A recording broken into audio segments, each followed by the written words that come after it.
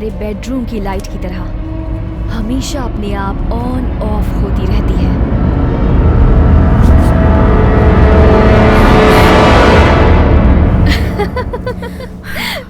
I got you. चल ला दे, poster poster दे, मैं रख देती हूँ। चल चल यहाँ लगाती हूँ। ये पकड़। थोड़ा सा लेफ्ट ले। हाँ हाँ ठीक है। मुझे डराएगी?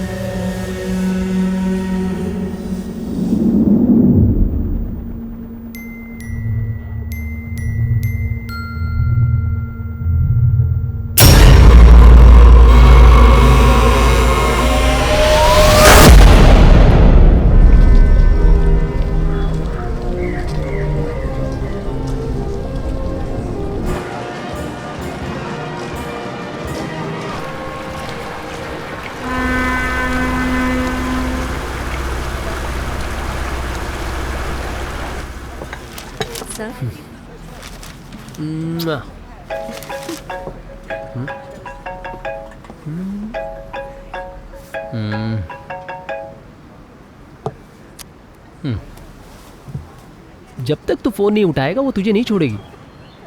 उसे छोड़ दिया भाई। तूने छोड़ दिया ना, लेकिन उसने अभी तक तो नहीं छोड़ा। एक बार फोन उठा और उसको साफ साफ बोल दे कि फोन दोबारा मत करना।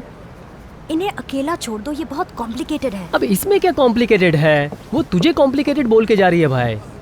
वो जब फोन करती है तो तुझे भी अच्छा लगता होगा, है ना मिस्टर शिवा? तुझे क्यों ऐसा लगता है? सपोज कल वो अपने खड़ूस पति का घर छोड़कर डिवोर्स देकर तेरे पास वापस आएगी तो तू क्या करेगा बता? ऐसा कुछ नहीं है, चल बैठ जा। बैठ ना, चल बैठ।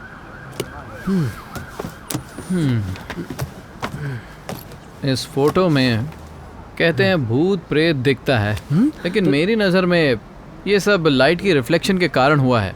भूत हो ना हो मैं नहीं देखूंगा। ये तेरे पास बैठ बैठ। मैंने जो स्केच बनाया है उसके बेसिस पर ये माया है। उसका नाम 3 बार लोगे तो वो आ जाएगी, ये उनका सोचना। ये क्या? जब देखो तब मजाक। I am very serious. ये क्या यार?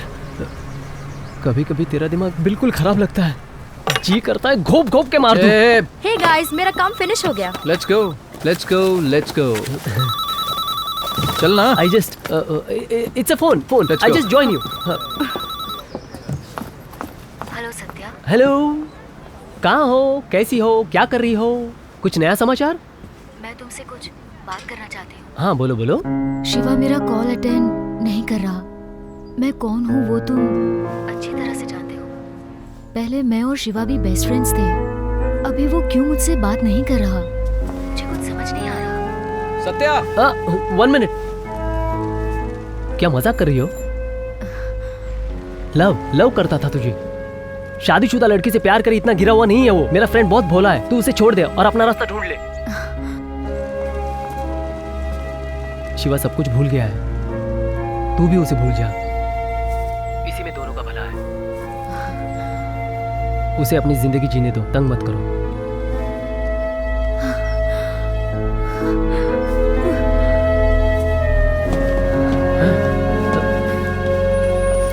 सुनने में तो आइडिया अच्छा लग रहा है। हे, हाँ, मुझे छोड़ के इतनी दूर चले आए। हे, चल चल। हे शिवा। सर, आप यहाँ व्हाट अ सरप्राइज। मैं शहर की खूबसूरती को देख रहा था। तुम लोग कहाँ जा रहे हो? हम लंच के लिए जा रहे थे सर। Oh okay. क्या आप हमें ज्वाइन करेंगे? अरे नहीं, मैं आप लोग को डिस्टर्ब करना नहीं चाहता। कम ऑन कोई डिस्टर्बेंस नहीं है। Come on let's go. आप इतना फोर्स कर रहे हो तो मना कैसे कर सकता हूँ।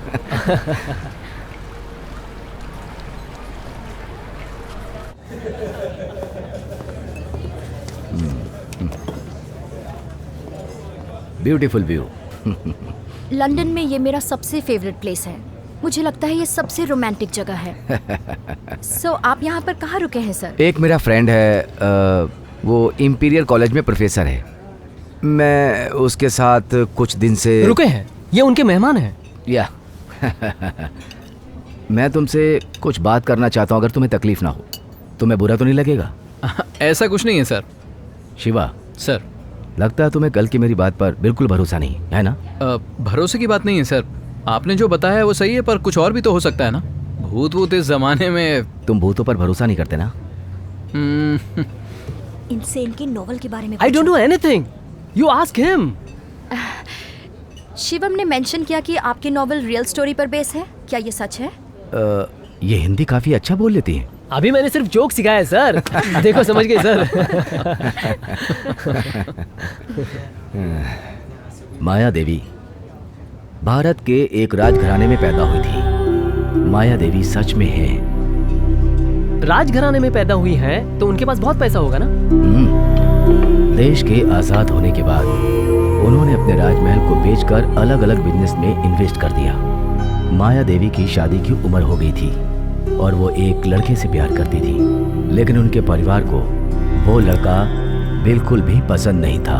ये कितना रोमांटिक है ना। कभी कभी सुन भी लिया कर पगली, हर बात के बीच में रोमांटिक बोल के चिपका देती है। उस टाइम रोमांस के लिए इतना खुलापन नहीं था। करेक्ट। इस तरह बेटी की खुशी के लिए माया के माता पिता ने उसी लड़के के साथ माया की धूमधाम से शादी करवा दी। शादी में उन्होंने खानदान की एक बेशकीमती अंगूठी माया को पहनाई, जिसकी आज की मार्केट वैल्यू लगभग 100 करोड़ की होगी। बहुत ही अद्भुत अंगूठी थी वो। तो आ गया हैप्पी एंडिंग। शुभम। नहीं, माया की शादी होने के 1 साल बाद ही कार एक्सीडेंट में उसके माता पिता चल बसे और उनकी सारी जायदाद उनकी इकलौती बेटी माया को मिल गई। कुछ महीनों के बाद माया देवी को पता चला कि वो प्रेग्नेंट है और वो इस बात से बहुत खुश थी। लेकिन तभी माया देवी को पता चला कि उसके पति का किसी और के साथ नाजायज संबंध है और वेडिंग एनिवर्सरी के दिन वो मरा हुआ पाया गया। खाने में जहर मिला हुआ पाया गया। एविडेंस के अनुसार ये पाया गया कि माया ने खुद अपने पति को मार दिया।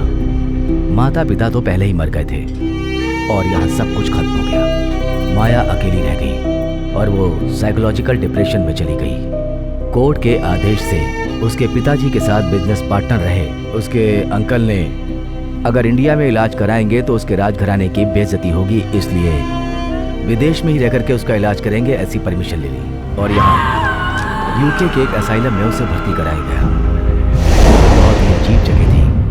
वहाँ पेशेंट के साथ जानवरों के जैसा बर्ताव किया जाता था। बहुत से पेशेंट ने वहाँ से भागने की कोशिश की, लेकिन पर ये तो डरावना है। सच्चाई उससे भी ज्यादा डरावनी है। असाइलम में भर्ती होने के बाद माया किसी से बात नहीं करती थी। वो अकेले कमरे में बचपन से जो डायरी उसके पास में थी उस पर कुछ ना कुछ लिखती थी। और उसकी बेटी वो प्रेग्नेंट थी, आपने बताया था। रिकॉर्ड के अनुसार उसकी बेटी असाइलम में ही पैदा हुई। बेटी के पैदा होने के बाद माया की जिंदगी में रोशनी आई। उसने अपनी बेटी के लिए एक अच्छी सी गुड़िया बनाई। हर रोज वो उसी गुड़िया के साथ खेलती रहती थी, लेकिन उसकी खुशी बहुत दिन तक नहीं रही। माया की बेटी को भी माया से अलग कर दिया गया। Oh no. माया पर और पागलपन चढ़ गया। वो पूरे अस्पताल में पूछती रहती थी, किसी ने मेरी बेटी को देखा है क्या? किसी ने मेरी बेटी को देखा है क्या? किसी ने भी देखा तो बता दो मुझे प्लीज। अस्पताल का स्टाफ भी माया का मजाक उड़ाता था। माया, तुम्हारी बेटी मेरे पास नहीं है, कहीं और जाकर ढूंढो। घटिया लोग हैं। रूमर ऐसा भी फैला है कि उस अस्पताल का एक ड्रग कंपनी के साथ बहुत बड़ी डील हुई थी। अस्पताल का स्टाफ पेशेंट के ऊपर ड्रग्स का टेस्ट किया करते थे। इसी की डील ड्रग्स कंपनी के साथ हुई थी। ड्रग माया पर भी इस्तेमाल किया गया था। इससे माया को दिखना बंद हो गया। एक दिन उसकी मौत हो गई।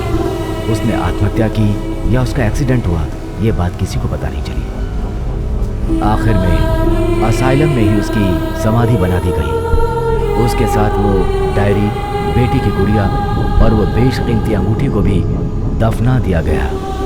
कम से कम 15 साल के बाद जब अस्पताल का राज खुला तो इंग्लैंड सरकार ने उसे बंद करा दिया।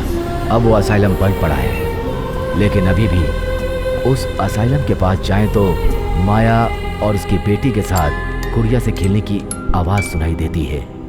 उस बेचारी ने बहुत तकलीफ उठाई थी और उसे हैप्पी एंडिंग भी नहीं मिली सर। हैप्पी एंडिंग मिली या सैड एंडिंग मिली उसका पता नहीं मुझे, लेकिन एंडिंग बहुत खतरनाक।